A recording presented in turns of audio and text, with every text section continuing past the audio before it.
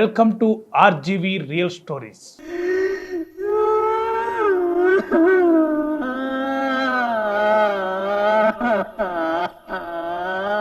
ఈరోజు నేను మీకు చెప్పబోయే కథ 42వ మైలురాయి.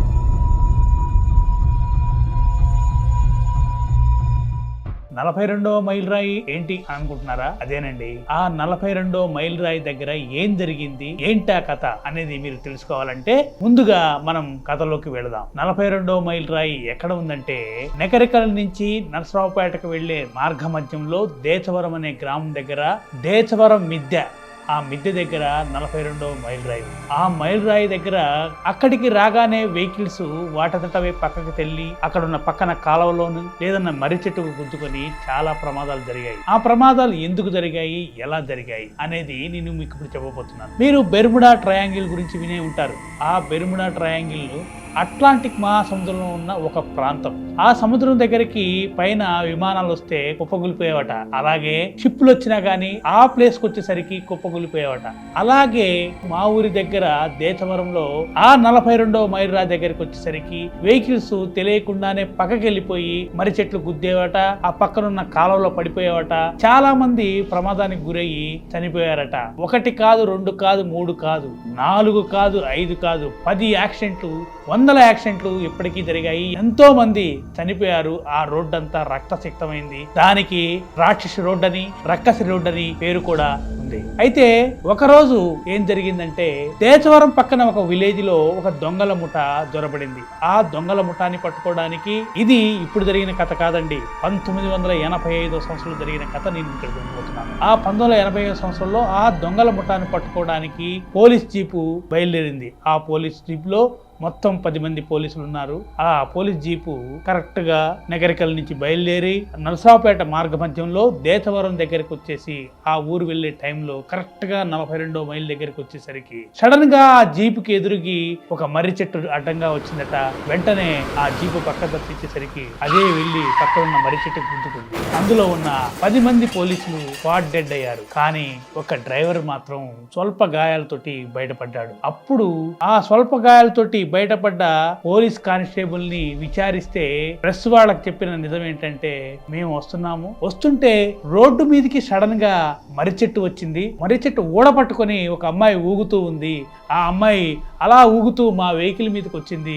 వచ్చేసరికి నేను అది తట్టుకోలేక ఆ జీపును పక్కకు తప్పించాను. ఆ జీపు వెళ్ళి ఆ మర్రి చెట్టు గుద్దుకుని ఇలా యాక్సిడెంట్ జరిగిందని చెప్పాడు. చాలా వింతగా ఉంది. ఆ వార్త పేపర్ లో వచ్చింది. అందరూ చదివారు. ఏంది ఇది నిజమేనా ఏంటి అనుకుంటుంటే దానిపై, ఆ వార్తపై అప్పుడు పేపర్ వాళ్ళు చాలా చర్చ చేశారు. పక్కనే ఉన్న ఊరికి వెళ్లి ఎంక్వైరీ చేశారు. అప్పుడు ఆ ఊర్లో ఉన్న ఒక పెద్ద మనిషిని చెప్పిన నిజం ఏంటంటే, అదే దేశవరం 42వ మైలురాయి దగ్గర ఆ మర్రి చెట్టుకి ఇద్దరు వైఫ్ అండ్ హస్బెండ్ వేలాడుతున్న ఊడలకి ఊరేసుకుని చనిపోయారని చెప్పాడు. సరే, అదేదో కథ అనుకొని వదిలేశారు. పోలీసు వాళ్ళు కూడా ఎవరో చేసిన ఇదని తప్పని కొట్టిపారేసిన తర్వాత, కానీ అది మొదట జరిగిన యాక్సిడెంట్. కానీ ఆ తర్వాత ఒక రోజు ట్రాక్టర్ మీద రోజువారీ కూలీలు వెళ్తుంటారు కదా పనికి, అలాంటి కూలీలు ఒక రాత్రి 9 గంటల ప్రాంతంలో పని చేసుకొని వేరే ఊరు నుంచి దేశవరంకి వెళ్తున్నారట. కరెక్ట్ గా 42వ మైలురాయి దగ్గరికి వచ్చారట. వచ్చిన వెంటనే ఆ ట్రాక్టర్ పక్కకు వెళ్లి కాలంలో పడిపోయింది. ఆ ట్రాక్టర్ లో ఉన్న 15 మంది కూలీలు చనిపోయారు. ఒక్క డ్రైవర్ మాత్రమే బతికాడు. ఆ డ్రైవర్ ఎందుకు బతికాడు, ఎలా బతికాడు ఏంటని మళ్ళీ ఆ డ్రైవర్ ని ఎంక్వైరీ చేస్తే తెలిసిన విషయం ఏంటంటే, డ్రైవర్ చెప్పిన కథ ఏంటంటే, మేము ఇలా ట్రాక్టర్ మీద వెళ్తున్నాము, కరెక్ట్ గా 9 గంటల ప్రాంతం 42వ మైలురాయి దగ్గరికి వచ్చేసరికి సడన్ గా ఒక 8 అడుగులున్న ఎత్తైన వ్యక్తి ట్రాక్టర్ కి ఎదురుగా వచ్చాడు. అతను కళ్ళు గుడ్లు బయటికి ఉన్నాయి, అతని ఒంటి నిండా కళ్ళున్నాయి. అలా వచ్చేసరికి అతను చూసి బెదిరిపోయి నేను ట్రాక్టర్ ను పక్క తప్పించాను, ట్రాక్టర్ అదుపు తప్పి కాలంలో పడిపోయింది, ఈ విధంగా ప్రమాదం జరిగిందని చెప్పాడు. మళ్ళీ ఆశ్చర్యం జనాలకి. మళ్ళీ పేపర్ లో దాని గురించి న్యూస్, ఇలా 1 కాదు, 2 కాదు, 3 న్యూస్లు వచ్చాయి. ఆ 42వ మైలు దగ్గరికి వచ్చేసరికి బైక్ మీద వెళ్ళినా, ట్రాక్టర్ లో వెళ్ళినా, బస్సులో వెళ్ళినా ఏదో ఒక రకంగా ప్రమాదం జరిగి యాక్సిడెంట్ కి జనాలు గురవుతున్నారు, రక్తసిక్తం అవుతుంది. అసలు ఆ 42వ మైలురాయి దగ్గర ఏం జరిగింది? నిజంగా అతను చెప్పినట్టే ఆ మర్రి చెట్టుకి ఉరేసుకుని 2 వ్యక్తులు చనిపోయారా? దయ్యాలుగా మారారా? ఆ దెయ్యాలే ఇలా చేస్తున్నాయా అని చాలా మంది భయపడ్డారు. ఆ వదంతుల్ని విని ఆ రోడ్డు వైపు వెళ్ళటం మానేశారు. కొన్ని రోజులు ఆ రోడ్డు దగ్గరికి వెళ్ళేసరికి పోలీసులు ప్రమాద హెచ్చరికలు ప్రకటించారు. మీరు 42వ మైల్ రాయి దగ్గరికి వచ్చేసరికి ఎలాగైనా వెహికల్ ని స్పీడ్ కు తగ్గించి నిదానంగా వెళ్ళమని, ఆ ప్లేస్ దాటేంత వరకు జాగ్రత్తగా ఉండమని ఇట్లాంటి ప్రకటనలు చేశారు. చాలా మంది ఆ రోడ్డు వైపు వెళ్ళటం మానేశారు. దేచవరం ఊర్లోంచి ఒక కాలువ ఉంది, ఆ కాలువ గట్టు మీద వెళ్ళటం, ప్రయాణం సాగించడం స్టార్ట్ చేశారు. ఇలా 2-3 రోజులు కాదు, ఒక నెల రోజులు అలా జరిగింది. మళ్ళీ నెల రోజుల తర్వాత ఒక పెళ్లి బస్సు ఆ రోడ్డు వైపు వచ్చింది. గుంటూరు నుంచి నర్సాపేట మీదుగా నగరికల్ వస్తున్న ఒక పెళ్లి బస్సు, ఆ పెళ్లి బస్సులో పెళ్లి కూతురు వాళ్ళందరూ ఉన్నారు. ఆ పెళ్లి బస్సు వస్తుంది కదా, ఆ వస్తున్న బస్సు సడన్ గా 42వ మైల్ రాయి దగ్గరికి వచ్చేసరికి అదుపు తప్పి ఒక చింత చెట్టుకు గుద్దుకొని ఆ బస్సులో ఉన్న వ్యక్తులు మొత్తం కాలువలో పడి యాక్సిడెంట్ గురయ్యి చనిపోయారు. అందులో దాదాపు 15 మంది చనిపోయారు. 10 మందికి ప్రమాదకరమైన గాయాలతోటి బయటపడ్డారు. మళ్ళీ ఎప్పుడు చెప్తున్నట్టు డ్రైవర్ మాత్రం స్వల్ప గాయాలతో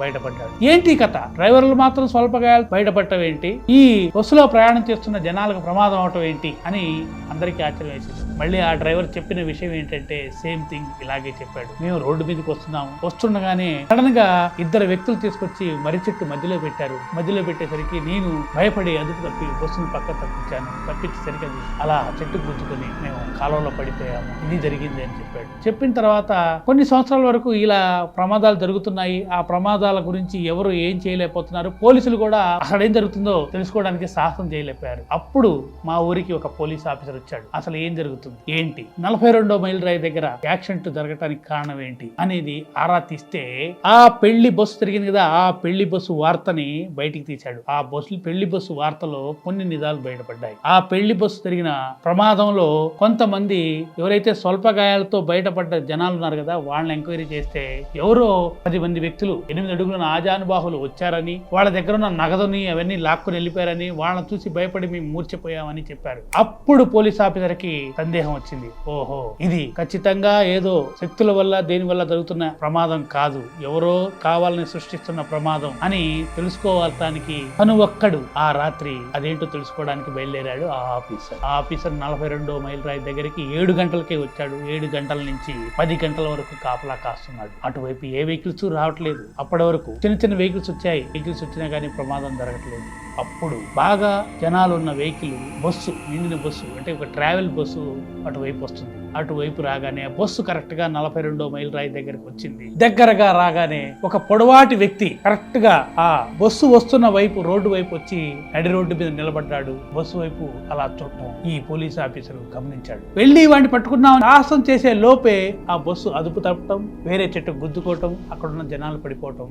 కట్ చేస్తే ఎవడైతే ఆ రోడ్డు మీద వ్యక్తి కళ్ళ ముందే మటుమాయం అవటం ఆయన కనిపించింది. అసలు ఏం జరిగింది ఏంటి అనగానే గబక్కన ఆయన వెంటనే పోలీసులకు ఫోన్ చేశాడు. ఆయన ఉండటం వల్ల అక్కడ ఆ రోజు ఏం జరగలేదు. కొంతమంది బస్సులో ఉన్న జనాలకి యాక్సిడెంట్ అయ్యి ప్రమాదానికి గురయ్యారు. వాళ్ళని కాపాడాడు ఆ పోలీస్ ఆఫీసర్. కానీ అంతకు ముందు జరిగినట్టు ఎటువంటి దోపిడీలు గానీ ఏం గానీ జరగలేదు. కానీ పోలీస్ ఆఫీసర్ సందేహం అలాగే ఉంది. ఖచ్చితంగా వాడెవడో సృష్టించిన క్యారెక్టర్ ఇది, వాడెవడో పట్టుకోవాలని పోలీసులతో మీటింగ్ చేసి ఆ రోజు నైట్ ఎవరికీ తెలియకుండా 10 మంది పోలీసులు కాపలా కాచారు. కాపలా కాసి అక్కడ అసలు ఏం జరుగుతుంది బయట పెట్టడానికి నిర్ణయించుకున్నారు. 10 మంది వేరు ప్రాంతాల్లో, అదే 42వ మైల్ రాయి దగ్గర ఒక చేట కాకుండా వేరు ప్లేసుల్లో వాళ్ళు కాపలా కాయటం స్టార్ట్ చేశారు. కాపలా కాస్తున్నారు. ఆ సమయం వచ్చింది, 11 అయింది. 11ంటికి మళ్ళీ ట్రావెల్ బస్సు లాంటిది ఒకటి జనాలతో ఉన్న బస్సు అటువైపు వచ్చింది. అటువైపు వస్తే ఈసారి ఒక్కడు కాదు, అలా పొడుగున్న వ్యక్తులు 2-3 వచ్చి ఆ బస్సుకి ఎదురుగా నిలబడ్డారు. బస్సు రాగానే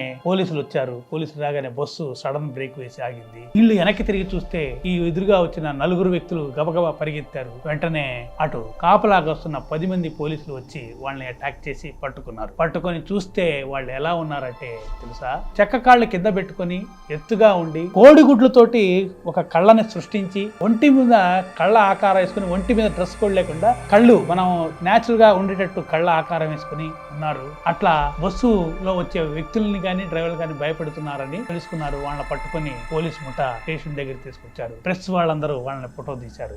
అది చూసి జనాలు మొత్తం ఆశ్చర్యపోయారు. ఇది ఎవరు, అక్కడ దెయ్యాలు లేవు, ఏవి లేవు, ఇది వీళ్ళు సృష్టించింది. వీళ్ళు గత 10 సంవత్సరాలుగా ఇక్కడ ఇలా యాక్ట్ చేస్తూ ఎదురుగా వచ్చే బస్సులకి యాక్సిడెంట్లు గురి చేసి, వాహనాలకు యాక్సిడెంట్ గురి చేసి వీళ్ళు దోపిడీ సాగిస్తున్నారు అని ఆ పోలీస్ ఆఫీసర్ పట్టుకొని వాళ్ళ నుంచి నిజం రాబెట్టాడు. ఎన్ని సంవత్సరాల నుంచి అలా చేస్తున్నారంటే 10 సంవత్సరాల నుంచి అలా వాళ్ళు చేస్తున్నారట. 10 సంవత్సరాల నుంచి వచ్చే వెహికల్స్ ని ఇలా భయపెట్టడం, యాక్సిడెంట్ గురగానే వాళ్ళ దగ్గరున్న సొమ్మునంతా దోపిడీ చేసుకుని వెళ్ళిపోవటం. చూస్తే వాళ్ళ ముఠానంతా పట్టుకుంటే వాళ్ళ 10 మంది కాదు దాదాపు 20 మంది ఉన్నారట ఆ ముఠ. వాళ్ళు ఎక్కడి నుంచి వచ్చిన వాళ్ళు కాదు, పక్క రాష్ట్రం నుంచి ఇక్కడ బతకటానికి వచ్చిన వాళ్ళు మీరు సర్కస్ లో చూసే ఉంటారు. ఒక చెక్క కాళ్ళు వేసుకొని, ఆ కాలంలో చెక్క కాళ్ళు వేసుకొని వెళ్తూ వచ్చి కామెడీ చేస్తూ ఉంటారు కదా, అలాగా దాన్ని వెన్నుకొని చెక్క కాళ్ళతోటి వాళ్ళు ఒక డ్రెస్ చేసుకుని చాలా పైకి ఎత్తుగా ఉండేటట్టు కనబడుతూ జనాలను భయపెట్టే అంశాన్ని ఎన్నుకున్నారు వాళ్ళు. దాంతో అది క్రియేట్ చేసి జనాలను భయపెట్టి అక్కడ ప్రమాదాలు జరిగేలాగా చేసి దోపిడీ చేయటం స్టార్ట్ చేశారు. మరి ఆ మర్రి చెట్టుకి ఉరేసుకున్న మాట నిజమా లేదా ఏంటి వదంతా అని కూడా ప్రజలు అందరూ అడిగారు. అదేదో వదంతు ఏమో కానీ ఆ వదంతు జరిగిందో లేదో తెలియదు కానీ అక్కడ మాత్రం ఎటువంటి దయాలు లేవు, ఎటువంటి భూతాలు కానీ ఇవి కానీ శక్తులు కానీ ఏవీ లేవు. ఇది వీళ్ళు చేస్తున్న ప్రమాదాలే, వీళ్ళు సృష్టించిన క్యారెక్టర్లే ఇవి. ఆ దోపిడీ ముఠాన్ని పట్టుకుని జైల్లో వేశాడంట. రాజమండ్రి జైలుకి వాళ్ళని పంపించారట. అప్పుడు గవర్నర్ గారు ఆ పోలీస్ ఆఫీసర్ కి అవార్డు కూడా ఇచ్చారు. ఇది జరిగిన కథ. ఆ 42వ మైల్ రాయి దగ్గర ఎందుకు యాక్సిడెంట్లు అవుతున్నాయి, ఎందుకు ప్రమాదాలు జరుగుతున్నాయి అని ఆరా తీస్తే ఇది జరిగిందండి. ఇలాంటి ప్రమాదాలు అప్పట్లో చాలా జరిగాయి. ఇలాంటి దోపిడీ ముఠ చాలా మంది అప్పుడు తిరిగేవాళ్ళు. ఇలాంటి రకరకాల వేషాలు వేసుకుని ఎన్నో దోపిడీలు చేశారు. సో ఇదండి మీరు ఆర్జీవీ రియల్ స్టోరీస్ లో నిజంగా జరిగిన కథ 42వ మైల్ రాయి. మరొక ఎపిసోడ్ లో మరొక జరిగిన కథతో మీ ముందుకు వస్తాను. సో దానికి మీరు చేయవలసిందల్లా మా నక్షత్ర మీడియా ఛానల్ని సబ్స్క్రైబ్ చేయండి. అంతేకాదు మీ ఊరిలో మీకు తెలిసిన కథ, జరిగిన కథ, ఇలాంటి కథలు ఏమైనా ఉంటే మా నక్షత్ర మీడియాకి పంపించండి. మీ కథని మేము ప్రజెంట్ చేస్తాం.